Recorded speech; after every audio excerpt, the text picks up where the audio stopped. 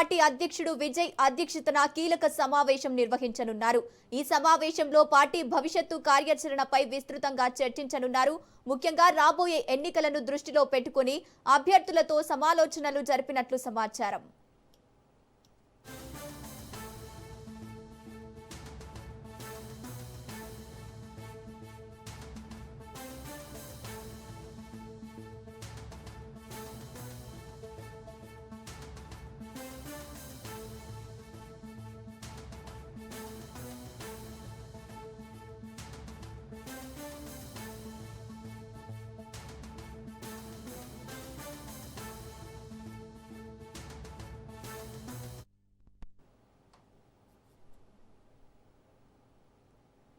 Party బలోపేతం ప్రజల్లోకి మరింతగా చేరుకునే వ్యూహాలపై కీలక నిర్ణయాలు తీసుకున్నట్లు తెలుస్తోంది.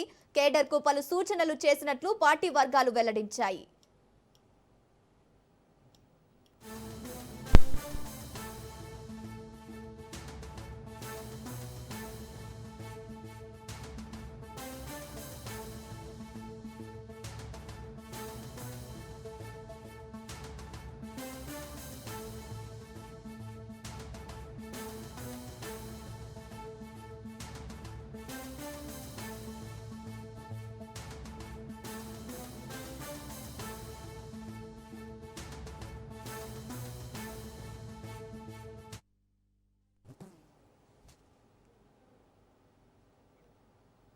ఈ సమావేశం ద్వారా టీవీకే పార్టీ మరింత శక్తివంతంగా ముందుకు వెళ్లే దిశగా అడుగులు వేస్తోందంటున్నారు.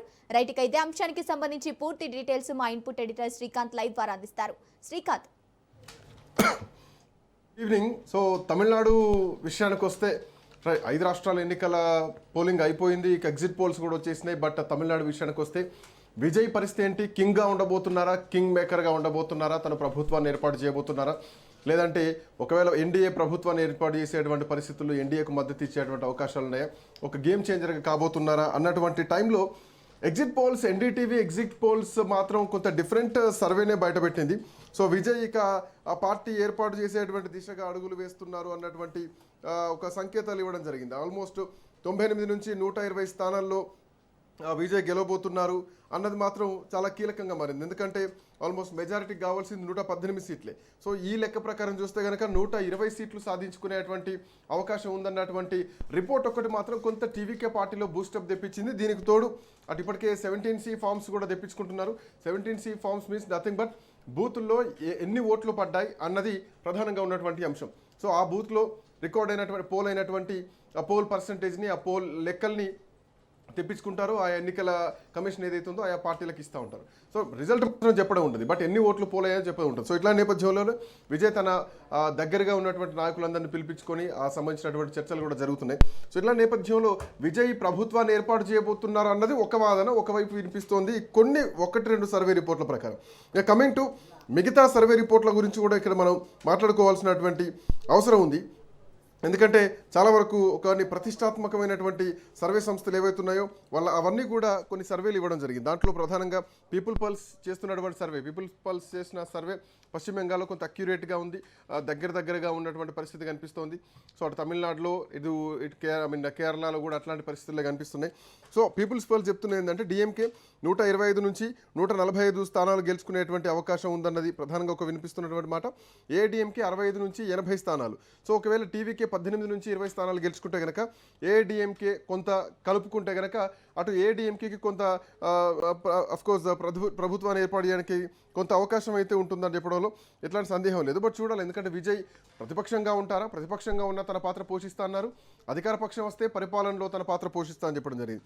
అట్లా ఇంకొన్ని కీలకమైనటువంటి సంస్థలు ఏవైతున్నాయో సో అందులో విజయ్కి కొన్ని అంటే ఆల్మోస్ట్ 1-2 సంస్థలు మాత్రం విజయ్ వైపు ఫెచ్చింగ్ చూపించాయి. ఆల్మోస్ట్ 3 సంస్థలు పీపుల్స్ ఇన్సార్ట్ కానీ, లేదంటే ఇంకా కొన్ని మై ఇండియా లాంటి సంస్థలు కానీ, అట్లాగే ఇంకా కొన్ని కీలకమైనటువంటి సంస్థలు ఏవైతున్నాయో సో ఇవన్నీ కూడా విజయ్కి ఆల్మోస్ట్ ఒక 67 నుంచి 81 స్థానాలు వస్తాయని చెప్పేసి ఒక సంస్థ చెప్తే కనుక 98 నుంచి అట్ ది సేమ్ టైం 120 వస్తుందని చెప్పేసి ఎన్డీటీవీ లాంటి చెప్తున్నటువంటి కొన్ని సర్వేలు. సో ఇట్లా నేపథ్యంలో 30 నుంచి 40 వస్తాయనేటువంటి కూడా ఇంకో కొన్ని సర్వేలు వస్తున్నాయి. బట్ ఏదేమైనా కానీ విజయ్ కనీసం దరిదాపు ఒక 10% ఓటు బ్యాంకు కూడా సాధించుకున్నాడంటే ఖచ్చితంగా ఒక గేమ్ చేంజర్గా కింగ్ మేకర్గా మారతారనడంలో ఎట్లాంటి సందేహం అయితే లేదు. సో ఇప్పుడున్నటువంటి పరిస్థితుల్లో విజయ్ ప్రధాన ప్రతిపక్ష పాత్ర పోషిస్తారా, లేదంటే ఒక ప్రతిపక్షానికి ఆసరగా ఉండి అధికారాన్ని ఏర్పాటు చేసేటువంటి పరిస్థితుల్లో ఉంటారన్న చూడాలి. ఇప్పటికే డిఎంకే మాత్రం చాలా బలంగా ఉంది, ఖచ్చితంగా మేము గెలుస్తూ ఉన్నటువంటి ధీమా వ్యక్తం చేస్తుంది. 118 స్థానాల్లో 125 నుంచి 145 స్థానాలు, లేదంటే 122 నుంచి 132 స్థానాలు గెలిచేటువంటి అవకాశం ఉంది డిఎంకే అనేది ప్రధానంగా కొన్ని సర్వే సంస్థలు ఇస్తున్నటువంటి మాట. సో ఒకవేళ ఏడీఎంకే విషయానికి వస్తే ఏడీఎంకేకు కొంత ఈసారి ఎదురీతనే ఉందని చెప్పాలి. ఎందుకంటే అదే సమయంలో మహిళా రిజర్వేషన్ బిల్లుకు సంబంధించి డీలిమిటేషన్ రావడం అండ్ తమిళనాడు ఢిల్లీ పైన గెలిచిందని చెప్పేసి స్టాలిన్ కామెంట్ చేయడం. సో ఏడీఎంకేకి ప్రచారంలో కూడా ఈ అంశాన్ని పెద్దగా వాడుకోవడానికి అవకాశం లేకుండా పోయింది. అది కొంత ఎఫెక్ట్ అయింది. దానికి తోడు అన్నమలైని అధ్యక్ష పదవి నుంచి తప్పించడం, నయనా నాగేంద్రని ఏడీఎంకే నుంచి వచ్చినటువంటి వ్యక్తికి అధ్యక్ష పదవి ఇవ్వడంతో పాటు అన్నమలైకి కనీసం ఒక స్థానంలో పోటీ చేయడానికి కూడా అవకాశం ఇవ్వకపోవడం, ఇది కూడా కొంత బీజేపీకి ఎఫెక్ట్ అయింది. బట్ ఇదేమైనా కానీ ఏడీఎంకే కూటమి గతంతో పోలిస్తే ఎంతవరకు సాధించగలుగుతుంది అన్నది మాత్రం చూడాల్సినటువంటి అవసరం అయితే ఉంది Gangotri. Right, thank you Srikanth.